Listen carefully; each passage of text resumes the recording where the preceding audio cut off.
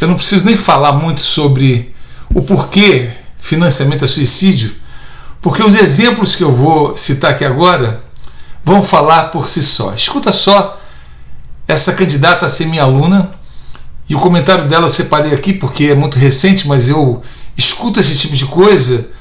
A gente escuta no suporte o tempo todo, e eu mais na consultoria que eu faço para todos os meus alunos no final do curso Como Enriquecer na Bolsa. Eu atendo todos os alunos, converso com todos vocês, e é sempre a mesma queixa.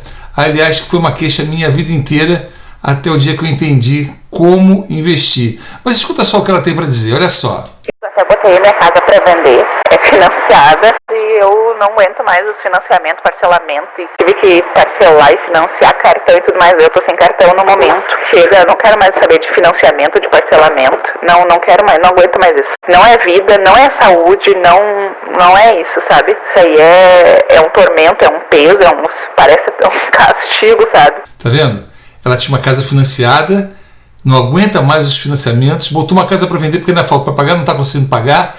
Aliás, eu fiz um vídeo chamado Comprar Casa é para Otário, e um outro que eu não me lembro, eu vou colocar o título aqui embaixo, eu vou procurar esse vídeo porque fala sobre financiamento de casa própria também, é muito interessante. Os dois provam para vocês porque que financiar casa é andar para trás no enriquecimento, cada vez você fica mais longe de enriquecer, e achando que aquilo é um investimento. Quer dizer, a pessoa se mete em financiamento, aí surgem os extras, os imprevistos, entra no cartão de crédito, naquela bola de neve, e cada vez se afunda mais. Tudo financiado, casa, carro, cartão de crédito, até que a vida vira um tormento e a pessoa não aguenta mais. Aí ou ela perde tudo que investiu, ou acha que investiu, e acaba saindo na pior, né?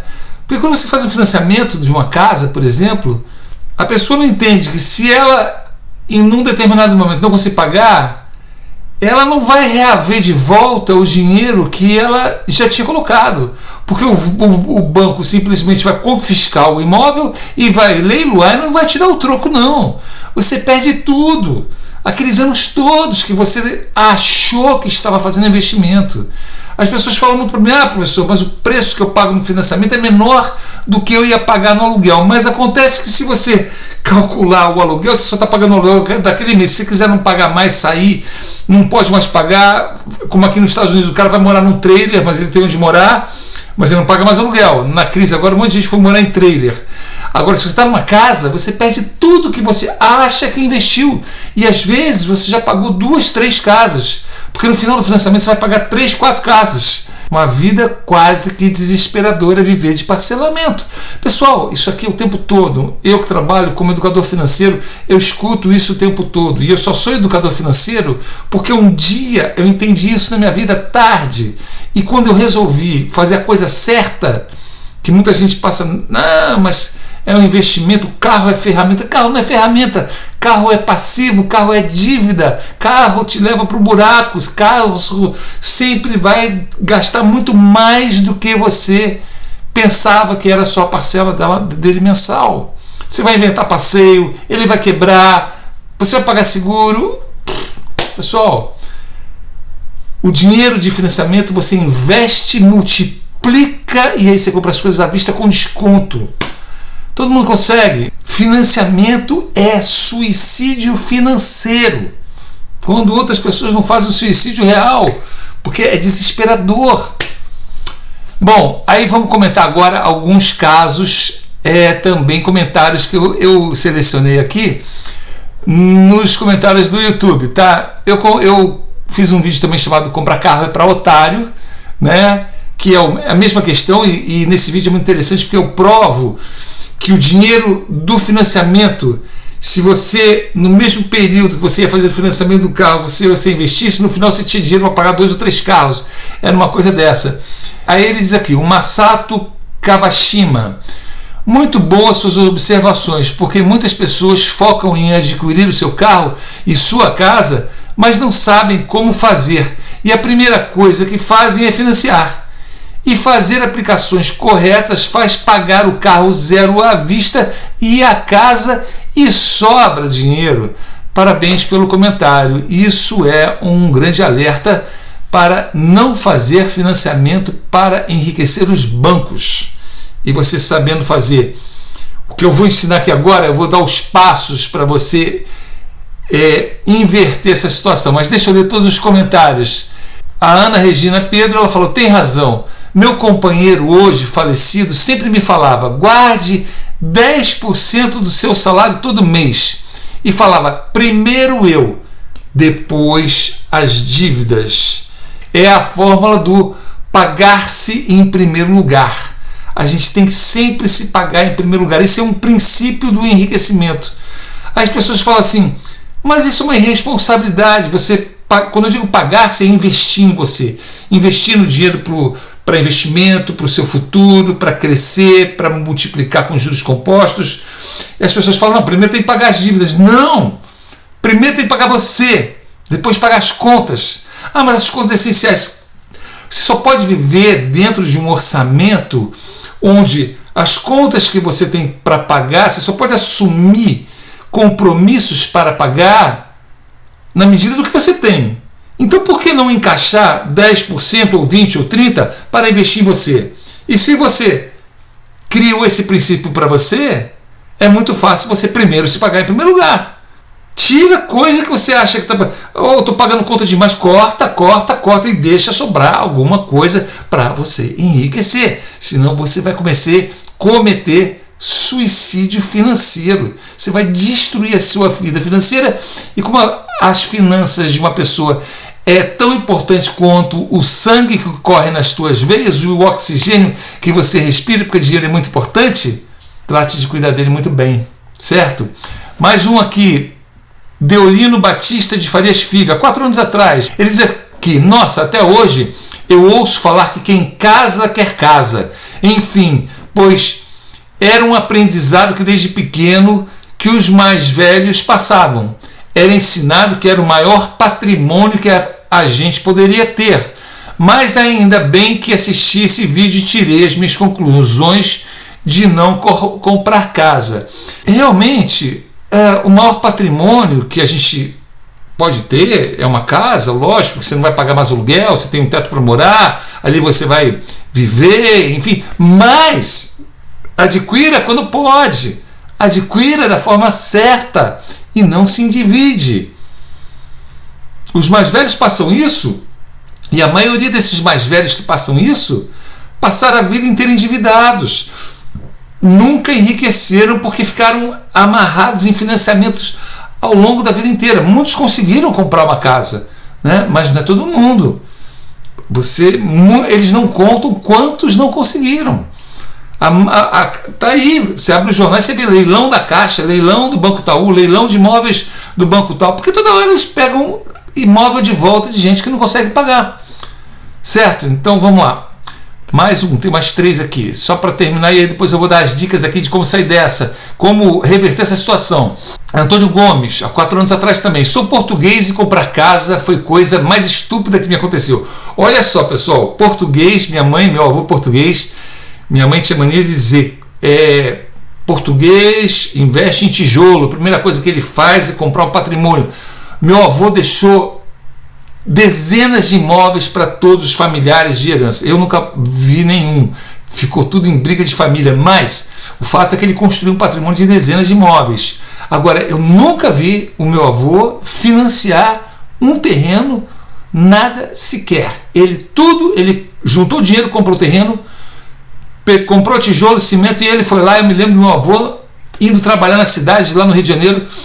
Ia trabalhar na cidade, quando ele voltava na hora do almoço, minha avó preparando o almoço dele, e ele com o pedreiro, ele contratava um pedreiro, passando cimento no tijolo, subindo as dezenas de casas que ele deixou. Nunca fez um financiamento para construir nada, tá? Então, português sabe das coisas, mas investe da maneira certa. Ele diz: além de ter que pagar em toda a minha vida, fiquei prisioneiro e carregado de impostos e tudo que está inerente a aquisição do mesmo. Porque quando você compra um imóvel, você tem que pagar IPTU. A pessoa, quando faz o cálculo do imposto de renda, ela não põe tudo nesse papel.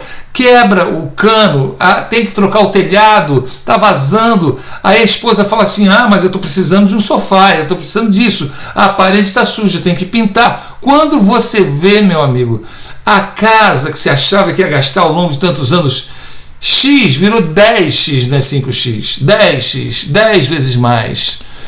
Eu respondi o Antônio, que é português, eu respondi ele assim, eu salvei o comentário também, vamos ver o que eu falei aqui. Ele falou, Antônio, entendo bem isso, sou neto de português e tenho dupla de cidadania, sou brasileiro e português, agora estou me tornando americano também. Construir e ter imóvel é um princípio que só faz sentido depois que se conquistou fortuna. Meu avô, primeiro ele enriqueceu, depois ele começou a comprar um monte de imóveis. Comprar imóvel nunca foi investimento, mas dívida. Aprender a investir, Antônio, com mais de 50 anos, eu me desfiz do imóvel que eu tinha e em 8 anos conquistei minha independência financeira no mercado de ações. Hoje eu moro onde eu quiser no mundo. E é o que está acontecendo. Hoje eu moro nos Estados Unidos, já mudei de casa aqui várias vezes nesses últimos 6 anos que eu estou aqui, conhecendo novos lugares, novas cidades, não era bem o lugar onde eu queria morar. Às vezes você compra uma casa, tem um problema, tem um vizinho chato, enfim.